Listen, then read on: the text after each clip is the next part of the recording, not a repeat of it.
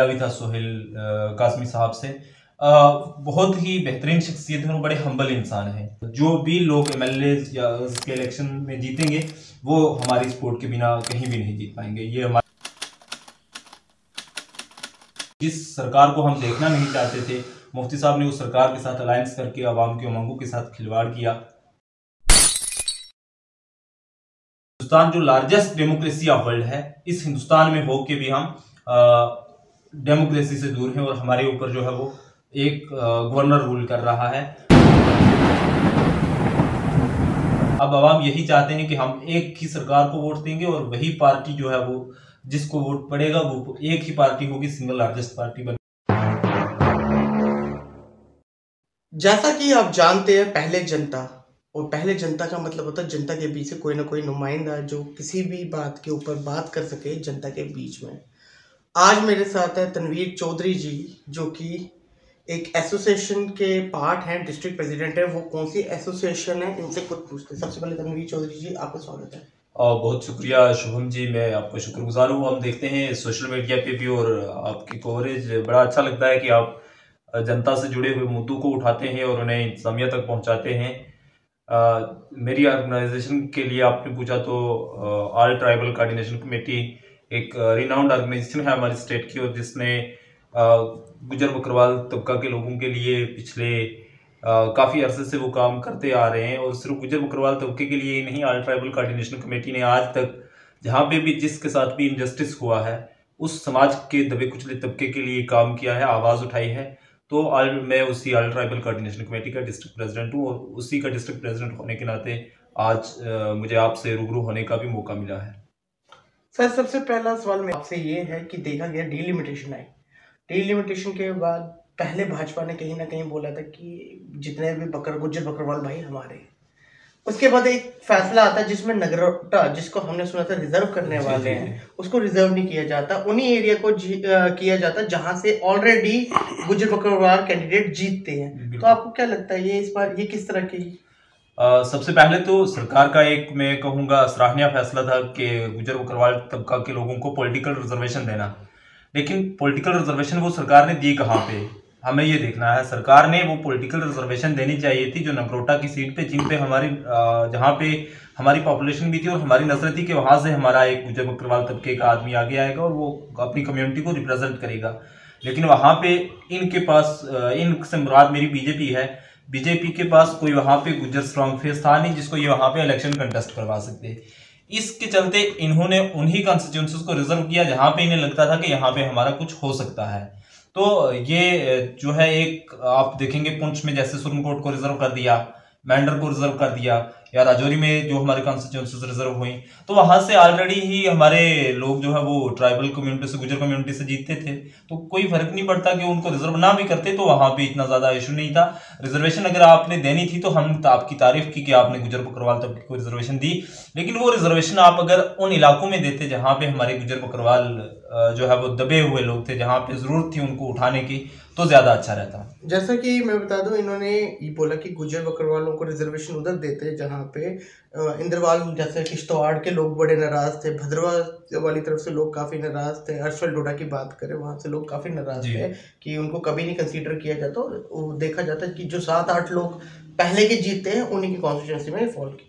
दूसरा सवाल मैं आपसे ये पूछना चाहता हूँ, भाजपा बोलती है बार बार कि हमने 3.5 साल में डेवलपमेंट की है, तो किस तरह की डेवलपमेंट आपने ट्विन डिस्ट्रिक्ट पुंछ राजौरी में देखी? मैंने ये डेवलपमेंट देखी कि हमारे एमपी साहब पार्लियामेंट में कहते हैं कि जम्मू में मेट्रो चल रही है। हमने राजौरी पुंछ के लिए रेलवे प्रोजेक्ट कंप्लीट कर लिया है।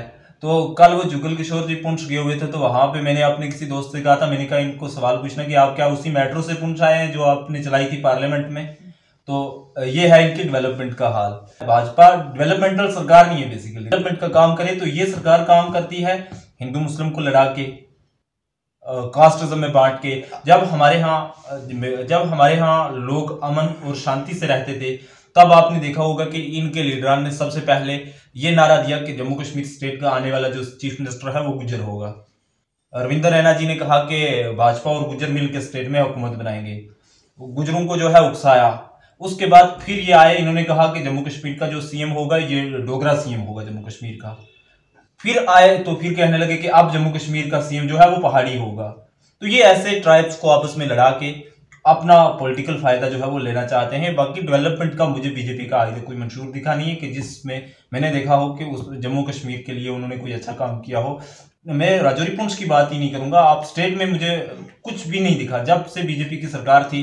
आप देखिए, हम ट्राइबल्स गुज्जर बकरवाल की बात करते हैं, एक तरफ निर्मल सिंह की कोठी फॉरेस्ट लैंड में, तो दूसरी जानिब हमारे गुज्जर बकरवाल जो है वो रूपनगर में जेडीए की उसी लैंड में सेम स्टेटस की जो लैंड है निर्मल सिंह की, उसी में हमारे गुज्जर बकरवालों के मकान तोड़ दिए गए। तो जेडीए की जानिब से नोटिस भी दिए गए, उसके बावजूद वहां से उसने इवैक्यूएट नहीं किया और आज तक जेडीए को इतनी हिम्मत नहीं हुई कि वो उसकी कोठी को जाके खाली करवाए।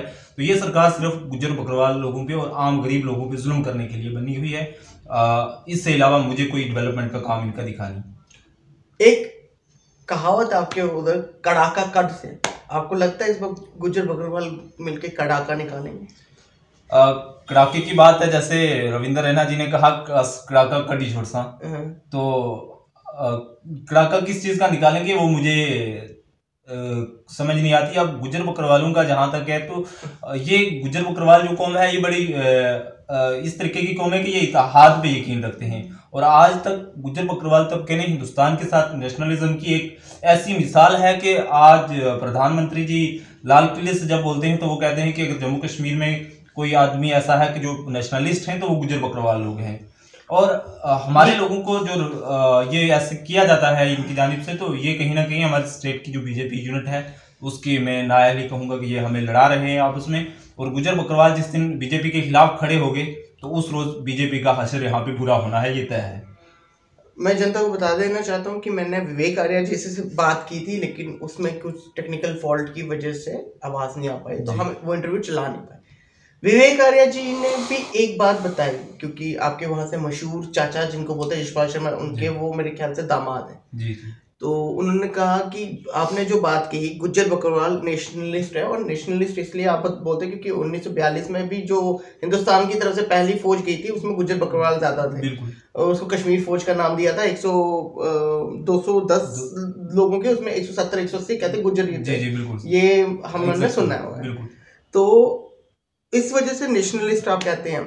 लेकिन एक चीज देखिए कि यशपाल शर्मा जी के मरने के बाद कहीं ना कहीं पुंछ की बात करें, पुंछ अभी खाली बैठा हुआ है, दावेदारी किसी की नहीं। तो हम बड़ा अफसोस होता है हमें जब हमें ये सुनने में आता है ना कि यशपाल शर्मा जी हमारे बीच नहीं है, तो कहीं ना कहीं हम आज भी इमोशनल हो जाते हैं। आपने विवेक जी की बात की, तो बड़े अच्छे इंसान है और भाई ही है हमारे। और यशपाल शर्मा जी के लिए तो मैं आप कहूंगा कि भगवान उनकी आत्मा को शांति दे, और हमें उन जैसे यशपाल शर्मा जी ने पुंछ के लिए काम किया था, हम चाहते हैं कि हमारे पुंछ के लिए आने वाले वक्त में भी कोई ऐसा रहनुमा आए कि जो यशपाल शर्मा जी की तर्ज पे पुंछ को लीड करे।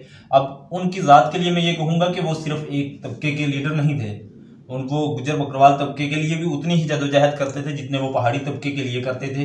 वो एक मुसलमान के लिए भी वैसे ही खड़े रहते थे जैसे वो एक हिंदू के लिए खड़े रहते थे। तो ये बैड लक है पुंछ का कि हमने यशपाल शर्मा जी को बहुत जल्दी खो दिया, और मैं अल्लाह से दुआ करता हूँ कि हमें जल्द उनका मुतबादल अता फरमाए।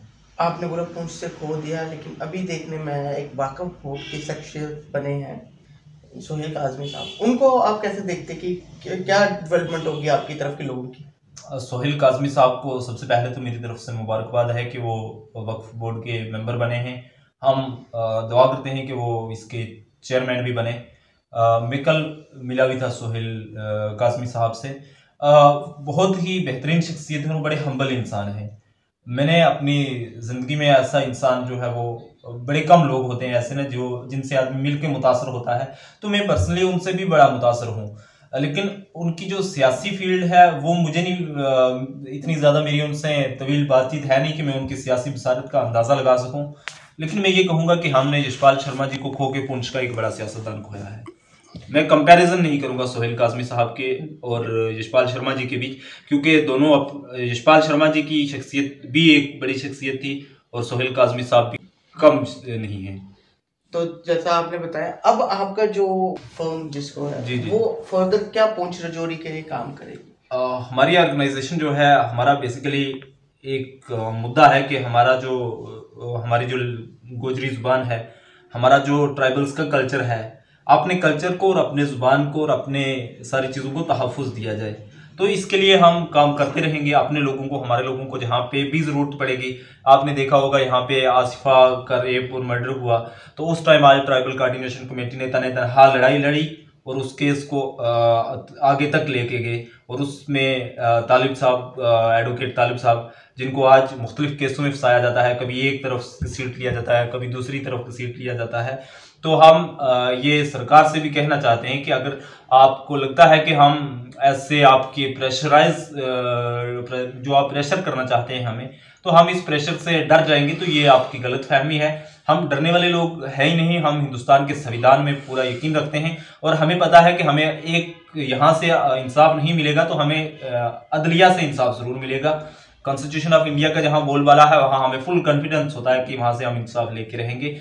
अब जो हमारा वर्क होता है, ऑर्गेनाइजेशनल वर्क की मैं बात करूं तो ऑर्गेनाइजेशनल वर्क हमारा अपनी कौम के लिए काम करना है, गुजर बकरवाल तबके की रिप्रेजेंटेशन करना है और वो हम करते रहेंगे। आने वाले वक्त में आप देखेंगे इंशाल्लाह कि जब स्टेट में आप असेंबली इलेक्शंस होंगे तो ऑल ट्राइबल कोऑर्डिनेशन कमेटी तब एक पावरफुल ऑर्गेनाइजेशन होगी और जो भी लोग एमएलए या उसके इलेक्शन में जीतेंगे वो हमारी सपोर्ट के बिना कहीं भी नहीं जीत पाएंगे। ये हमारा एक हमने ऐसा बनाया है कि हमारे लोग जो है इस प्लेटफॉर्म को यूज करके अपने ऐसे रिप्रेजेंटेटिव को बनाएं कि जो असेंबली में जाके जो हमारी बात रखे।